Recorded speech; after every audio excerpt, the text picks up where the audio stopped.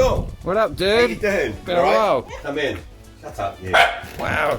He's got bigger. I know, mate. I thought you were talking about me. Oh, you have actually. Trying. You good? Yeah, really good. I'm going to put you in the garden, dude, because you're going to be a pain in the backside. Poor old Ross. He's going to get molested. He's definitely going to molest me. Yeah, there. How's it been? Oh, good. I thought I'd put you on the spot today. Yeah. Normally you put me on the spot. Yeah. What's the thought of the day? The thought of the day? The quote of the day, that was it, wasn't it? I can't believe you just... Oh, you've done me. See? You have done me. You have done me. Quit crying and start grafting. That's the one. Boom! That's the one. Real talk, baby.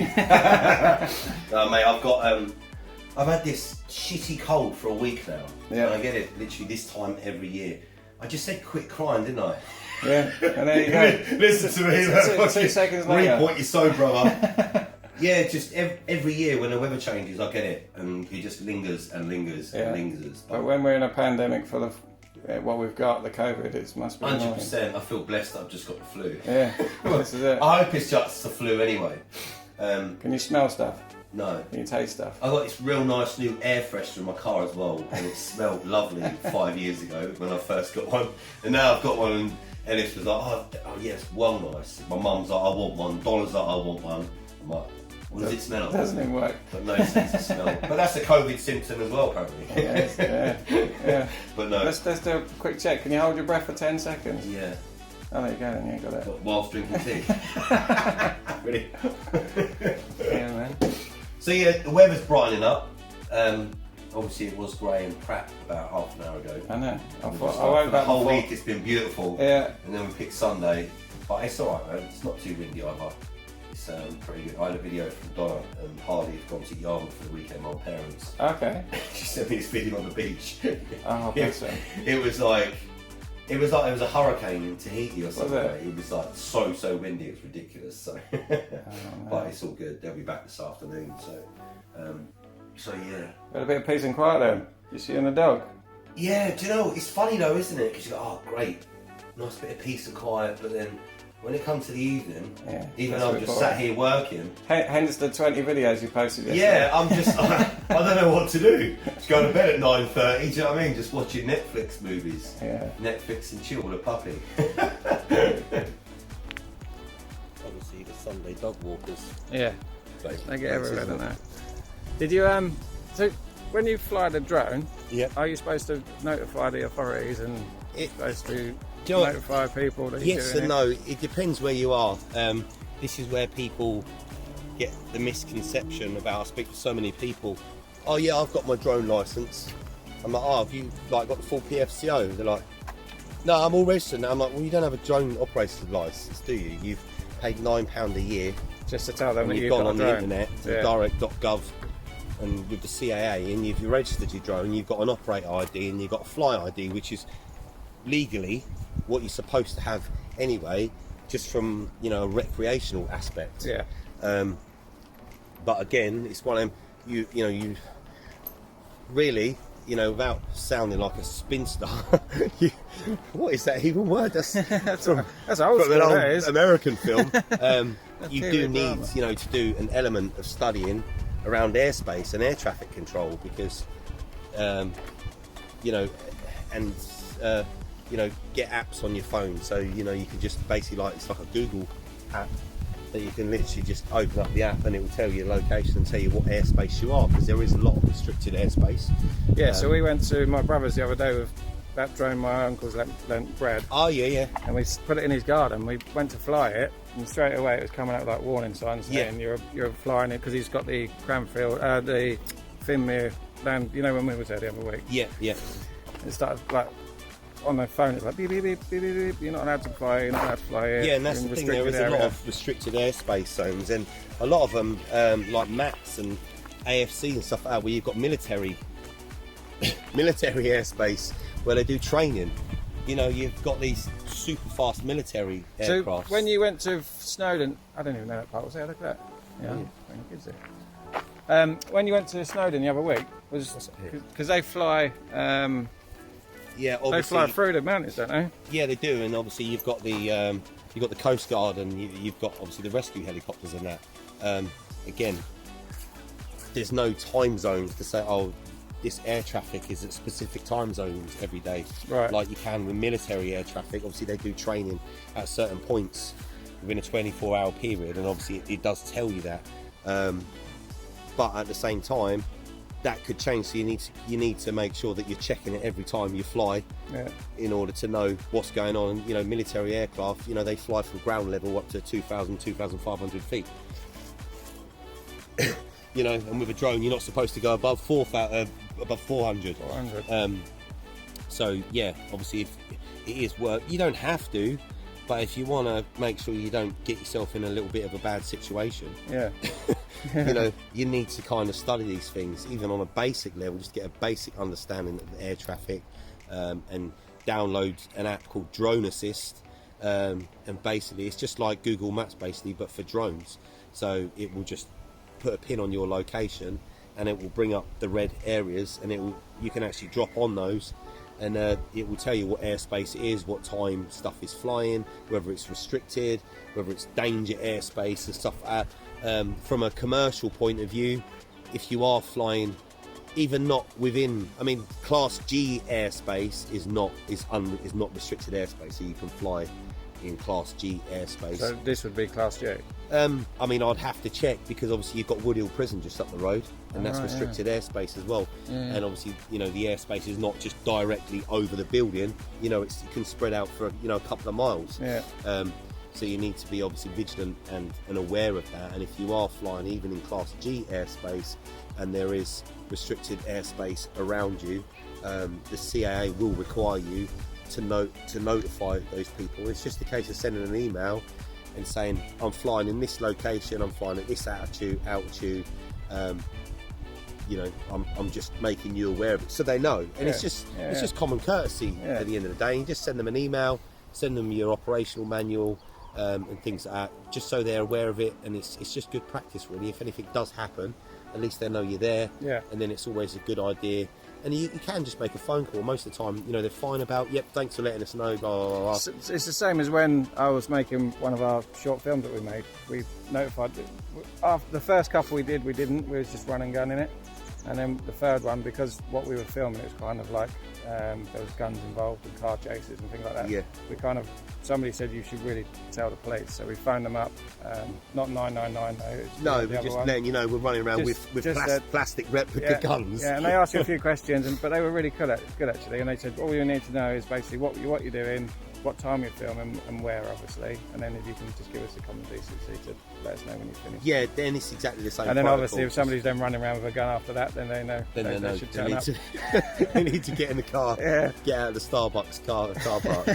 But and it's just common courtesy, and it's just about being safe at the end of the day. I mean, you know, the velocity of a falling drone to hit somebody, you know, is incredible. You know, you think about the mass. 400 foot. Yeah, you think about the mass, you know, and obviously, and that's bad enough. But you know, you can only think to imagine that if you're flying a drone, and then obviously, you know, and it hits a manned aircraft, you know, especially a military aircraft, they're not even going to see you because they're flying so bloody fast. Oh yeah, because we had this a couple of years ago, didn't we, where that guy was flying the drones over the airports, and it cost so much. It cost like millions. It cost them millions. But I mean, you imagine, and that's now why you have had to gone to the things you've had to go to. I mean, you imagine flying an aircraft and hitting something mid-air.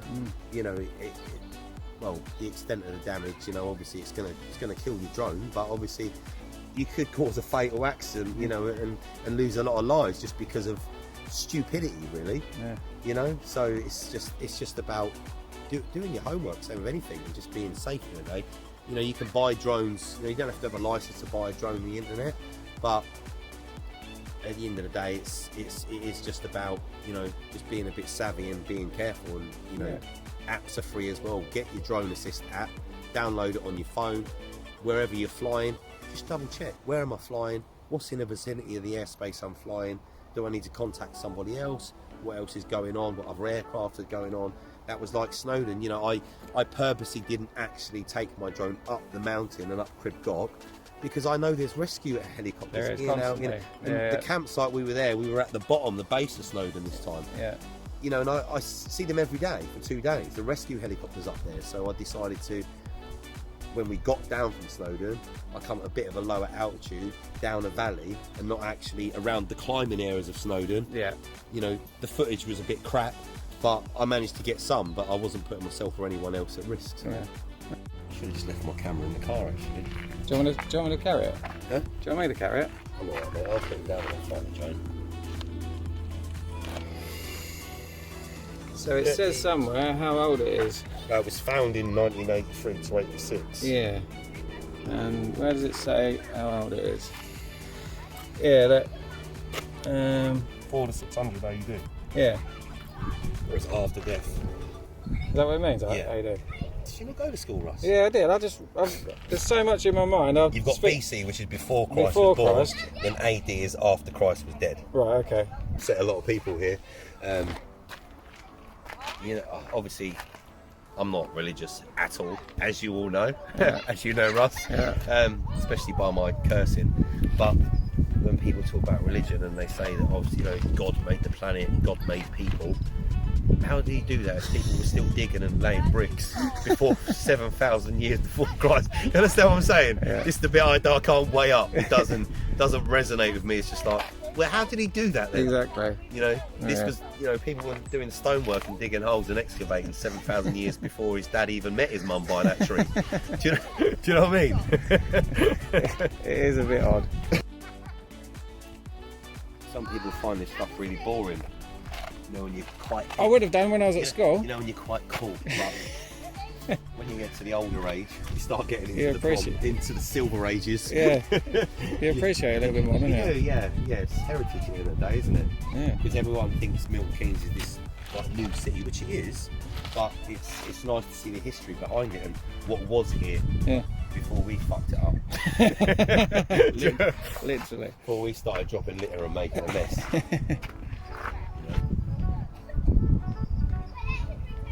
Yeah, I'm gonna get the bird out, mate. Shall I? Yeah. Do some flying. Go up, maybe up there, up that corner somewhere, out the way. Right, so how long does it take you to set up a drone then? I can have it in the air in a couple of minutes. Oh, really? But obviously I'm going a bit slower today. Yeah. Oh. Just got smashed by me. Got a helipad. Yeah. This is known as a TOLP, take off and landing point. So is that easier for the drone to find, or is it just easy for you? No, it's just easier because it just gives you a flat surface, really. Because right in here, when you've got, you know, not long grass but slightly longish grass, obviously for the DJI Phantoms and stuff like that, you know, they have very big long legs on them, so you can more or less land and take off anywhere. Whereas with the Mavic, it kind of sits quite low to the ground. It hasn't really got legs on it as such, so it just gives you a flat surface, a nice surface to be able to land and take off, really. Setting a great example. Yeah. It's not just that. It's like there was that the ruins there is thousands of years old. I know it is. They're just They kicking a football around it. using it as a fucking football goal. Incredible. Mm. I was going to take my ND figure off, but I think I'll leave it on now to someone It's else. quite sunny, isn't it? Yeah.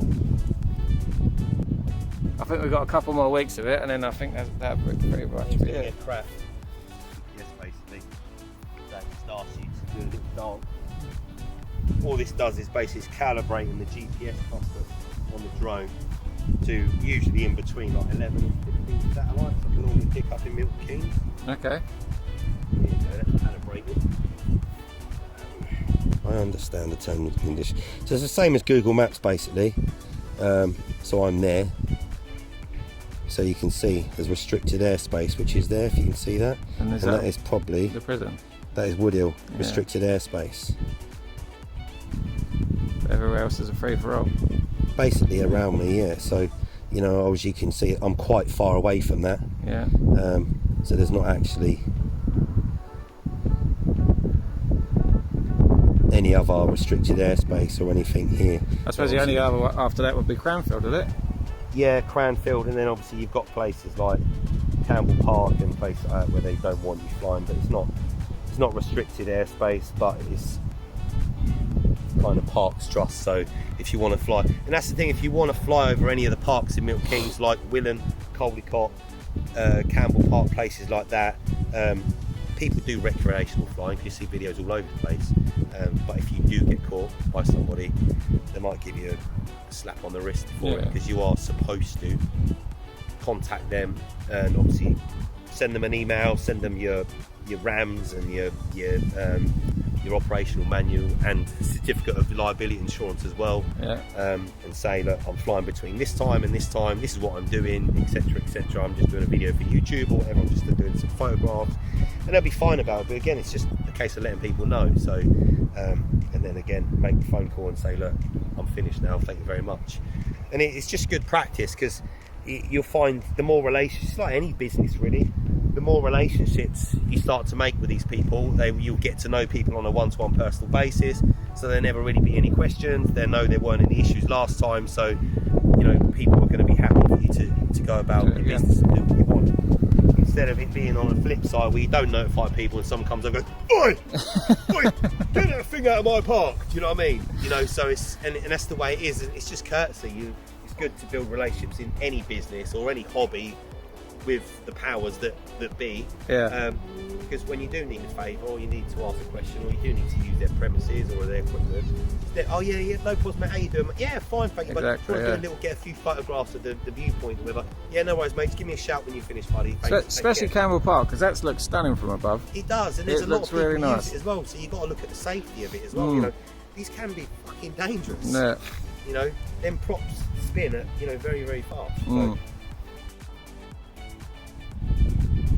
So obviously, Russ, I'm going to see, when you're flying a drone, a lot of people go out on their own, but when you are doing stuff, it is always, if you can, have someone else with you, which is called a competent observer, basically. Is that what you're calling me? No, but calling you a competent observer. So I've been called worse. So what that means is you have a second pair of eyes. Yeah. Not only on the actual drone itself, but on your surrounding area. Because as I said, you shouldn't be flying within 50 metres of any building, car, sort of land structure, or public, general public as such. And you should also really have a coned off area, which I haven't got today, but have a coned off area which you can't stop people from entering it. But obviously my job is to have a visual line of sight on my drone at all times, and I can't have a visual line of sight if I'm worried about people around me. So by having another person within your organisation, then obviously they can say, oh, we're just flying a drone, and you can ask people to leave, but you have no right to. But what you can do is, if I've got my back to you and someone enters a close proximity of where you're flying, you can give me a heads up and say, dude, this guy's there, he's being a bit of a prat and he's not going to leave. So in which case what I will do is I will just land the drone and then drop kick him. Land the drone, roundhouse kick him, and then drag him in the bushes. And then, I'll just land the drone somewhere else apart from my takeoff and landing point, because it's not safe to do so because he's in close proximity. So I'll land it over there somewhere, and then once he's pissed off, then obviously I can take off again. So again, it's just, there's a lot of things to think about really with drones. Mainly because people think you just buy it out of the box and you fly it, but they don't know the safety aspects. They don't really appreciate how dangerous it can be, you know, if it goes tits up. Makes sense. So so what I'm going to do as well, people might find boring, but obviously with any equipment, before you use it, especially something as dangerous as this, it's best to just do checks and make sure it's operating. So obviously I've got no warnings telling me that I'm getting interference. The worst thing you want is radio interference when flying a drone, because it means you might pick up interference whilst you're flying and you might lose control of it. So I'm just going to do a couple of little safety checks on the operation of the drone. So I'm going to start by just obviously going up, down, and right, left, and so I know that all the operations of my control of drone are okay. Okay, so I'm taking off, so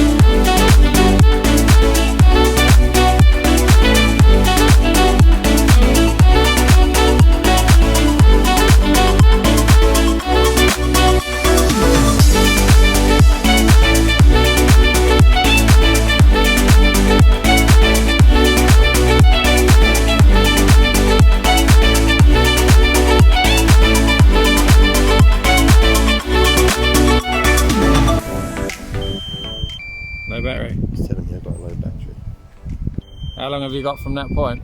Well, I've got it set to 25%, so I've got quite a long time. So you haven't got to start panicking just no, yet? I've just literally slide on return to home, and then automatically come home. And what it should do, it will land as close as it can to the GPS point where you took off. Right, okay. Hence why, you know, I did the dance at the beginning. Yeah. That was setting my GPS home point, basically, which is what you should do before you take off at any point. Right, okay. So if you do lose signal or if something happens, it will automatically return to home.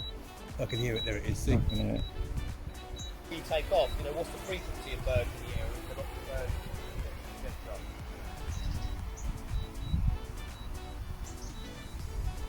so that is pretty accurate. That is really accurate.